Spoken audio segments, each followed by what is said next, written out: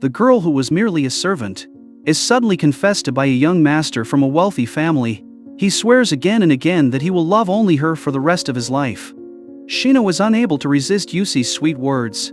She easily believes everything he tells her, but after Shino becomes pregnant, Yusuke completely changes his attitude. His parents, terrified that Shino might be plotting to claim their family fortune, decide to have her killed. At this point, Shino wants only to protect the child growing inside her, so she chooses to flee without hesitation. She arrives at an inn and asks for a place to stay. However, when the innkeeper Heseo learns that Shino is pregnant, she refuses to let her stay, no matter what.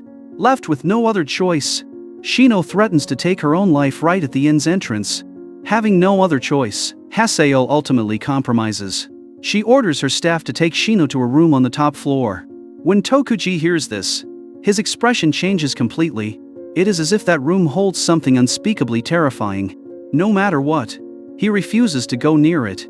With no alternative, Heseo personally leads Shino upstairs. Yet after only a few steps, strange things begin to happen. First, a child's roly-poly toy appears out of nowhere on the staircase. Then, countless bizarre talismans appear across the walls. Finally, the sound of a child's voice echoes through the space. Heseo brings Shino into the attic room and hurriedly leaves. She herself seems deeply afraid of this place.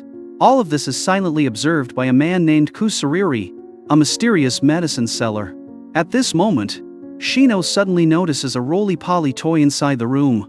In the very next instant, a child appears out of thin air.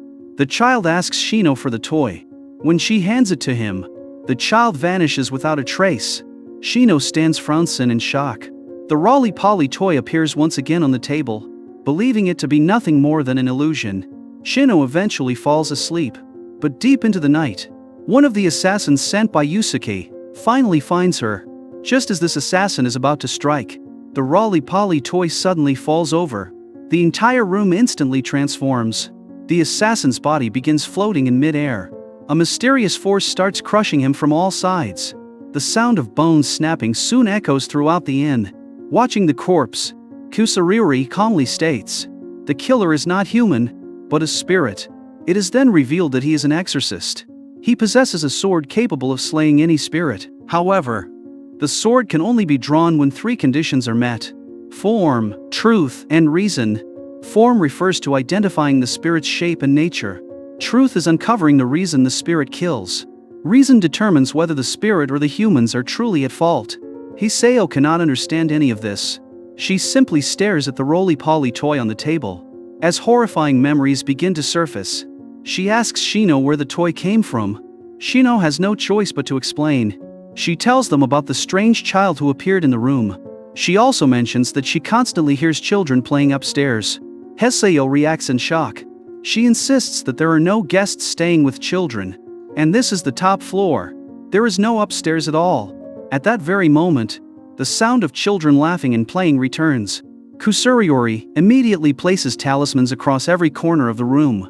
The spirit is temporarily driven back, but to eliminate it completely, form, truth, and reason must still be revealed. Kusariri dips his finger into a liquid dripping from the ceiling. He realizes that the liquid is amniotic fluid. A spirit connected to amniotic fluid can only be one thing: the legendary Zashiki Warashi. But why would a Zashiki Warashi kill? That answer, it seems, lies only with Shino. Shino confesses everything she knows. Yet Kusariri tells her this is still not the whole truth. At this point, Heseo grows impatient and pushes the door open, trying to leave. But beyond the door lies an endless series of doors. Kusariri tells her that until the Zashiki Warashi is dealt with, no one can leave. Tokuji attempts to open another door. The result is exactly the same. However, this time, numerous children appear and cling to Tokuji and Heseo. One of the children walks up to Shino. He calls her mother. There is no doubt. This child is the Zashiki Warashi. Under its power, everyone is transported to a grotesque, distorted space. At the center of the room is a pool of water. The roly-poly toy appears once more. Unable to hide the truth any longer, Heseo finally begins to speak. Long ago, this building was not an inn, but a brothel, and this room was the most horrifying place of all. Countless infants died here. In the past, Hisao was the owner of that brothel. Driven by greed, she devised a way to increase efficiency. Whenever a worker became pregnant, she would forcibly dispose of the child. This very room was where those unborn children were killed. Tokuju was her accomplice. As time passed, more and more lives were taken in this room. Their resentment accumulated, eventually giving birth to the Zashiki Warashi.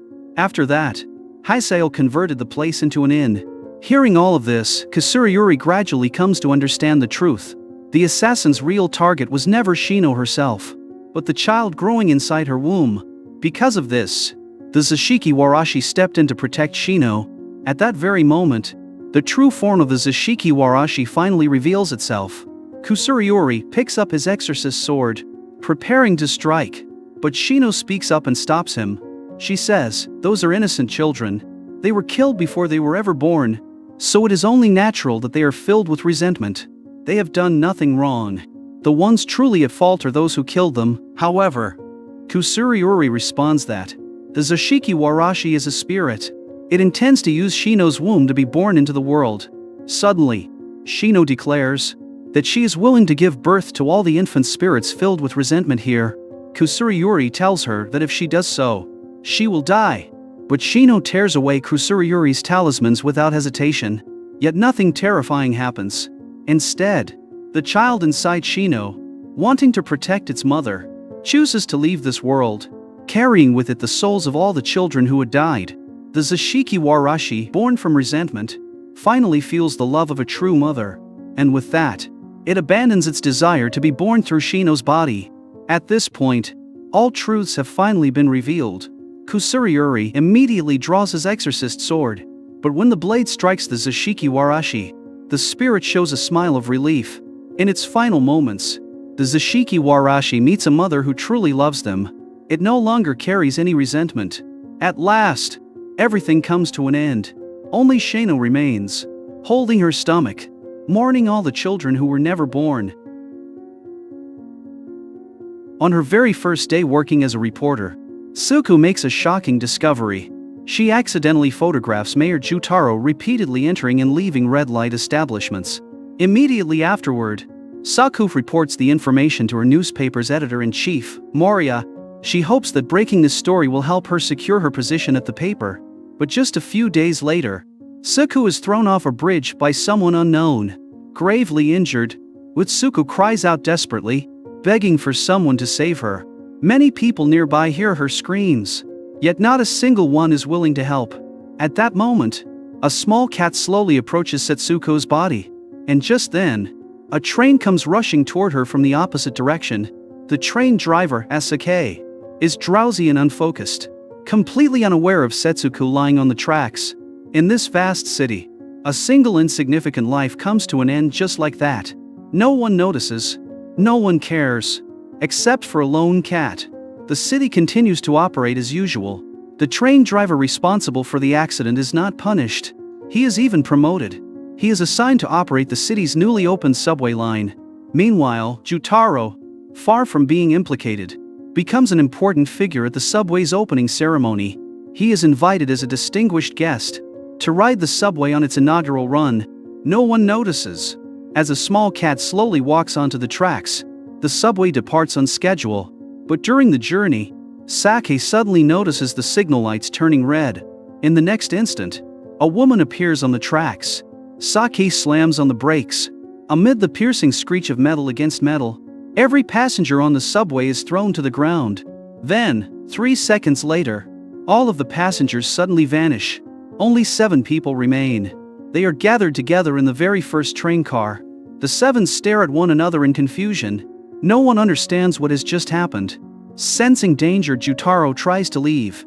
But when he opens the door, he finds that the train cars behind him have vanished entirely.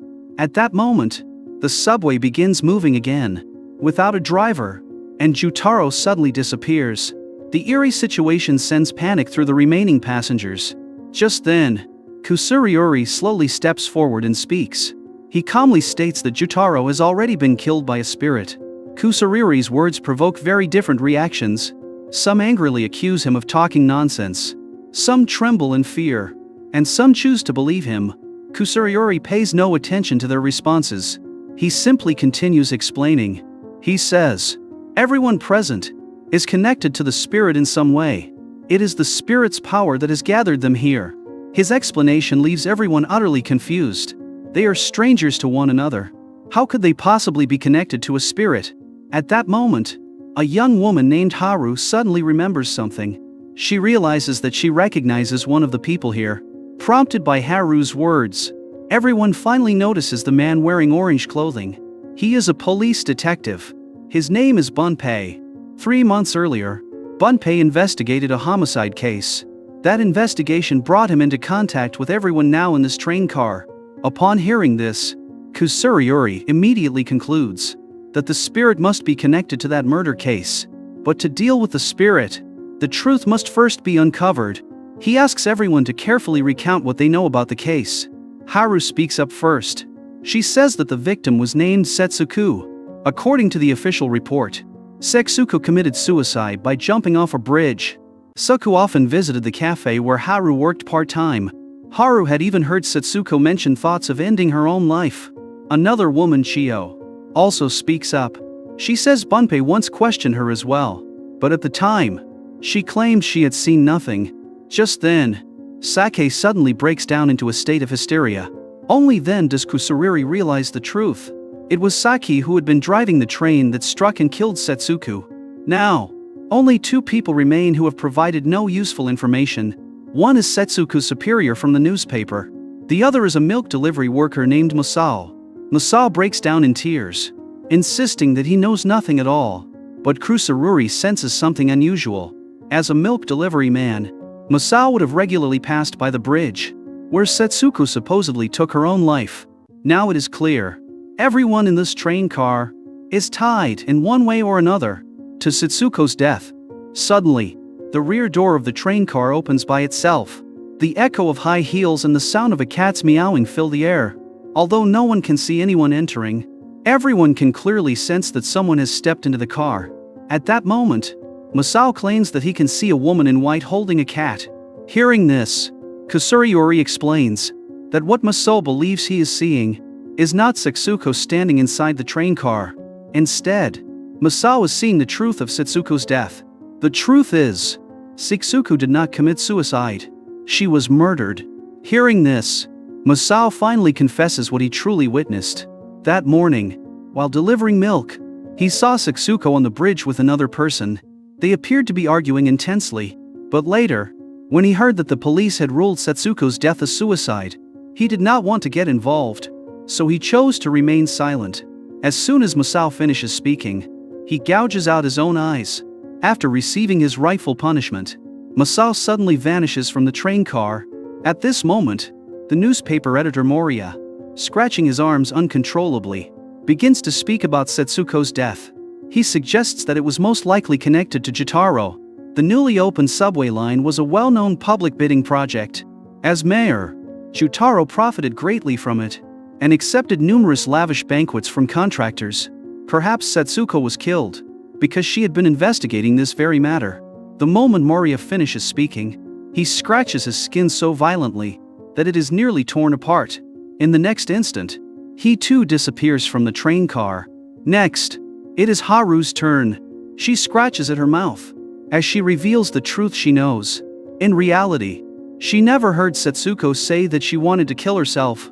She had only heard that providing information could get one's name into the newspaper. Driven by her desire for fame, she simply followed Detective Bunpei's line of reasoning and fabricated her testimony. As soon as the truth is spoken, Haru's mouth is torn and ruined. Meanwhile, Chio continues scratching at her ears. After hesitating for a long moment, she finally tells the truth she has been hiding. That morning at the scene, she heard everything clearly. Setsuko was arguing with a man on the overpass. The man seemed to be demanding something from her. Setsuko refused to give it to him. Enraged, the man pushed her off the bridge.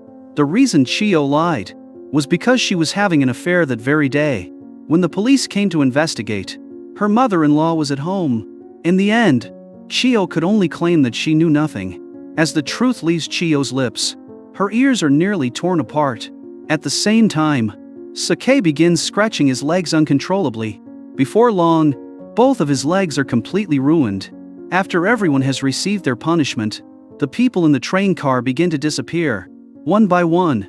In the end, only Kusuriori remains. At that moment, Soku suddenly appears inside the train car. She slowly begins to tell the complete truth. She was a newly hired reporter at the newspaper. By chance, she took photographs of Jutaro accepting bribes. Outside a red light establishment, she immediately reported the discovery to her superior, Moriya. She believed that with this major scoop, she could finally become a famous journalist. What she did not know was that Moriya had long been colluding with Jutaro. That very same day, Moriya handed the photographs over to Jutaro. Following Jutaro's instructions, Moriya summoned Setsuko to the bridge and demanded the photo negatives. The two began arguing on the bridge. In a moment of rage, Moriya pins Setsuko down. Nearby, both Chiyo and Masao witnessed the argument. Setsuko fought back with all her strength, but in the struggle, Moriya accidentally lost control and pushed her off the bridge. Setsuko could have survived. If Chiyo and Masao had helped her, she would have lived, but the drowsy train driver destroyed her final chance at survival. Only a single cat witnessed everything. It licked the blood that carried her resentment. In the end, the woman and the cat became a spirit together, returning to the subway to carry out their revenge.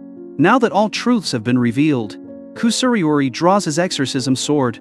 He transforms into his awe-inspiring true form. With a single strike of the blade, the spirit is completely erased. Those who had been trapped in the illusion created by the spirit all awaken. However, an accident is reported on the newly opened subway line. Jutaro and the newspaper editor Moriya die unexpectedly. Detective Bunpei survives. He arrests the negligent train driver. Several days later, on the bridge, Haru from the cafe, Chiyo who lives nearby, and Masao all arrive independently, bringing flowers in silent tribute.